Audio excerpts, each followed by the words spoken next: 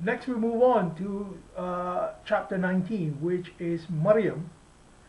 Chapter 19 is mentions the stories of Zachariah and Maryam and Isa in a very detailed way, and also mentions a few other prophets. I am not entirely clear of the underlying theme of this chapter. I mean, it does seem slightly mystical, given if sorry, it does seem slightly mystical if we level the metaphorical eye towards the story of Zachariah and Maryam and Isa. However, again, that's a matter of interpretation. At the moment, let me just give you the overarching, the breakdown of the chapters. Well, from verse 1 to verse 15, we have the story of Zachariah. Now, Zachariah has reached an advanced age, and he asked for God to protect his people. So, even though he's at an advanced age, the miracle was that Yahya came. Yahya is, some traditionalists call him the Prophet John. Yahya literally means he has hay, or he is alive or vivified. So perhaps here, if you consider Zachariah as a representative of the state of his nation, the state of the nation was dying, and Yahya, or fresh life, came into it. I think that would make more applicational sense than the straightforward rendering. Next we have the story of Maryam and Isa, and it is the most detailed among the two. There was a previous one in Ali Imran, but this is the most detailed. And it talks about Maryam taking a retreat and going through a sawm, or an abstention, to the point where she is unable to handle the grief or the stress which that abstention brought forth. And it is that time that Allah spoke to her. So again, if we take it in a very metaphorical way, it is telling us about the sawm, the abstention which we need to undergo as human beings, where we rein our desires in. Maryam gave birth to Isa, and Isa symbolizes that state in which a servitude to Allah exists. So what can we get from the story of Maryam and Isa? Well, actually, with the story of Yahya, Maryam and Isa, we get this phrase, and this is unique to these people. It says, Salamun alayya yawma wulidtu wa yawma amutu wa yawma abathun hayya. Peace be upon me the day I was born, the day that I die, and the day I am raised again. So this is the end point of these stories. These stories are meant to bring you salam. If not salam for your nation, then inner peace at least. Salam. So perhaps if we read it in this way, I realize that it is quite controversial to read it in this way, because Ibn Arabi, from whom I was inspired to look at it in this way, Ibn Arabi was considered to be quite unorthodox for doing it like this, certainly among the literalists of today.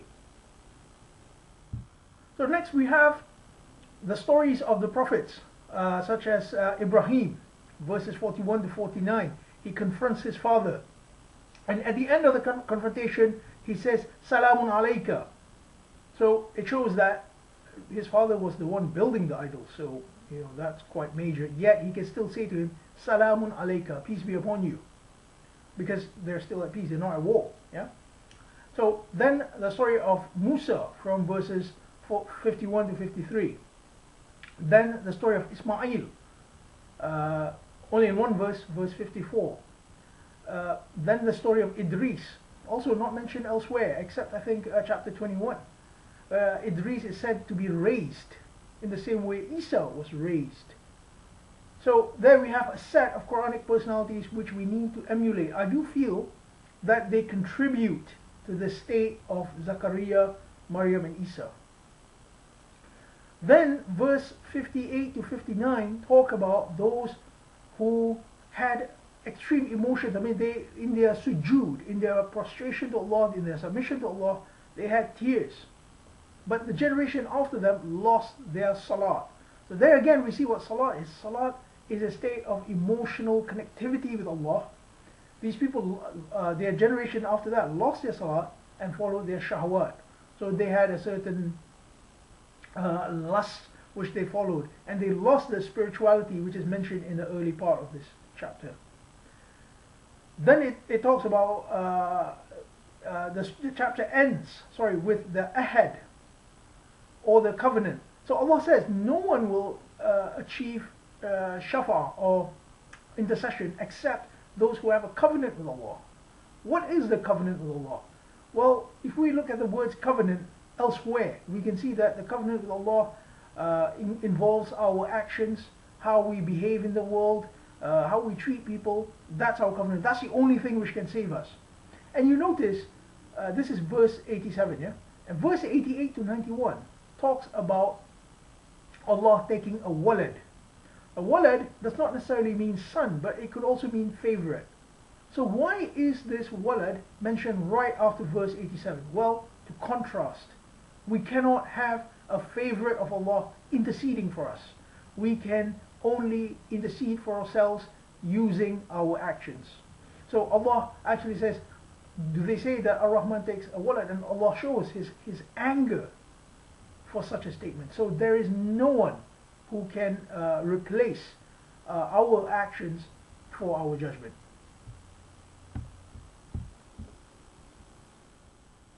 Right, so now we come to the end of the chapter.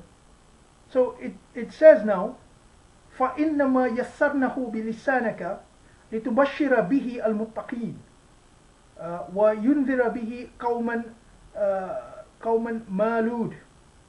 So it's saying, يَسَّرْنَهُ, we made it easy, بِلِسَانَكَ, in your language.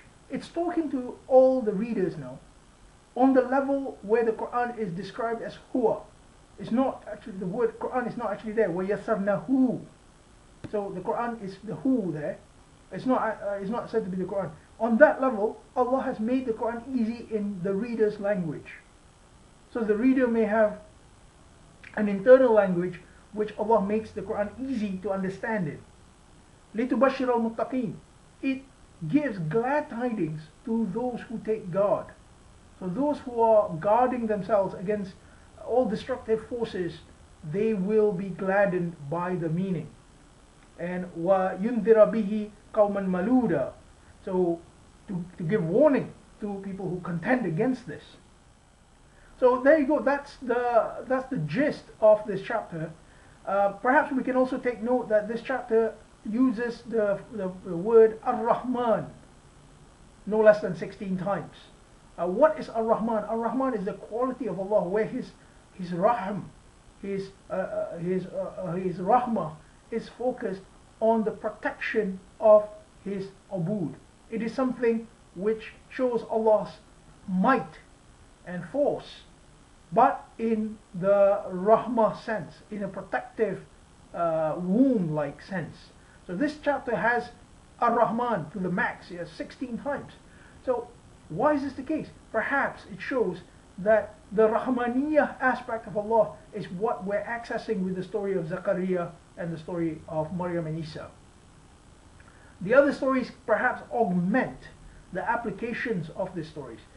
I realize that it doesn't appear so cogent at the moment, but inshallah in the future we will focus on expounding more on at least these two chapters, Al-Kahf and Maryam. Inshallah tomorrow, where we complete our first 2 weeks, we will be doing Taha, Anbiya and Al-Hajj. That's 3 chapters, so it'll be even more brief than this one. Thank you very much for your continued viewership, and I'll see you tomorrow. Bye.